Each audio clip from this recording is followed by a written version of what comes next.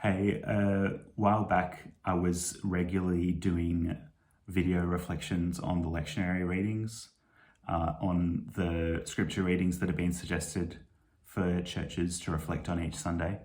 I haven't been doing that for a while because I haven't been leading a congregation, but I'm going to be leading a congregation for the next couple of months, and so I thought I might start getting back into the habit of doing my reflections on video as well as preaching them in person.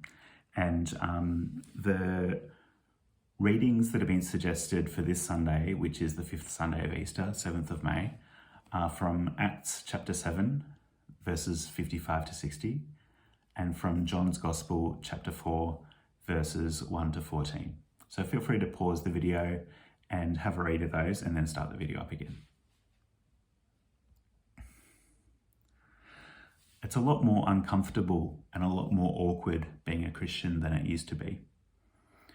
We're much more likely to be questioned about why we believe the things that we do.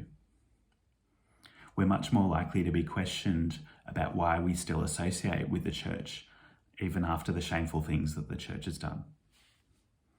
We might find that because of changes in public attitudes, we're ashamed or embarrassed of our faith. We might want to hide it. We might find that some of our beliefs are no longer considered acceptable by others in the community who don't want, and there might be people in the community who don't want to have stuff to do with us because we're Christian.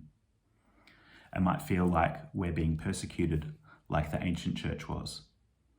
And that might feel especially painful if we can remember a time when the church was held in a place of high respect. At an event earlier in the year, the journalist Greg Sheridan was saying that the media used to be friendly to Christians, but now it's hostile. One of the teachers at the Uniting Church Theological College, Pilgrim, Robin Whittaker, has written a response to Sheridan and questioned the common claim that's being made that Christians are now being persecuted in our society. Robin Whittaker says, numerous Christians on the conservative side of politics claim that the world is now anti-Christian or that their freedoms are being curtailed. That is, they present themselves as a persecuted minority fighting for the right to sing Christmas carols in schools, for prayer in government bodies, for crucifixes in hospitals, or for the ability to discriminate on matters of sexuality or gender. I'll put a link to the article in the description for this video. And if you're more interested in hearing more about that, Robin's actually going to be talking about this topic tonight at Wesley Church in the city at 6 o'clock. I think it's important that we take the time that we need to feel any grief that we have about what's been lost by the church. Because it's upsetting to have the world change around us in this way, and to discover that some of our neighbours don't much like us. But what is a Christian response? What is a Christian response if we have conflict with others in the community? What is a Christian response if we find that we have people who we could call enemies? A Christian response certainly isn't what happened in Sydney a couple of months ago, when a group of angry Christians poured out of a church to chase away a small group of queer activists who were demonstrating outside. I don't know if you've seen the video, but the crowd of angry Christians looks more like the crowd who killed Stephen in today's reading than it looks like an oppressed minority. In that video, it was Christians who were persecuting others, and this is a witness against the way of Christ. In today's reading from Acts, Stephen witnesses to the way of Jesus because he shows that he's willing to face death, and because he shows love for his enemies, praying for them, just like Jesus was willing to face death and to pray for the enemies who executed him. That's why this story has been so powerful for Christians, and why stories of martyrs were inspiring for ancient Christians, becoming an important part of Christian identity. We're not being persecuted for being Christians in this country. To claim we're persecuted for being Christians makes a mockery of people who have experienced persecution. In the ancient church, there were local experiences of persecution, and in other parts of the world, Christians are persecuted for their faith.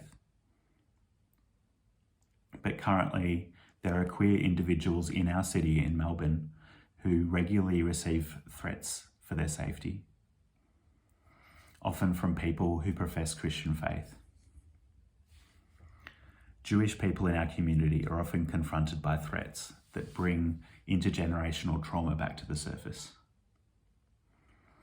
Our practice as Christians should not be to just try to make sure that there's a special place for us in our society, although we might be comforted by the ancient memory of Jesus saying that there's so much space for us waiting in his Father's household.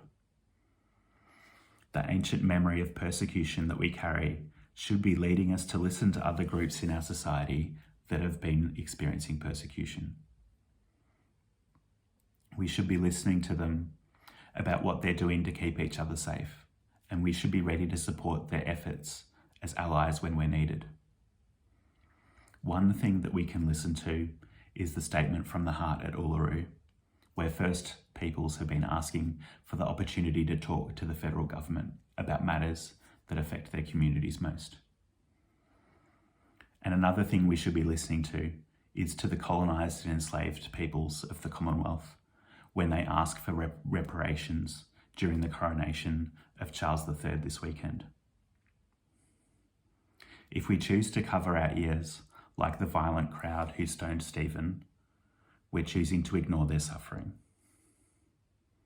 The way of Jesus, the truth of Jesus, and the life of Jesus call us to behave lovingly even when we're in conflict, and to listen to people who are experiencing persecution, joining them in solidarity.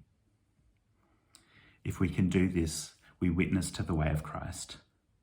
If we can do this, we might be able to help create a society that is like the big household Jesus described, with many rooms and enough space for more than just us and our people.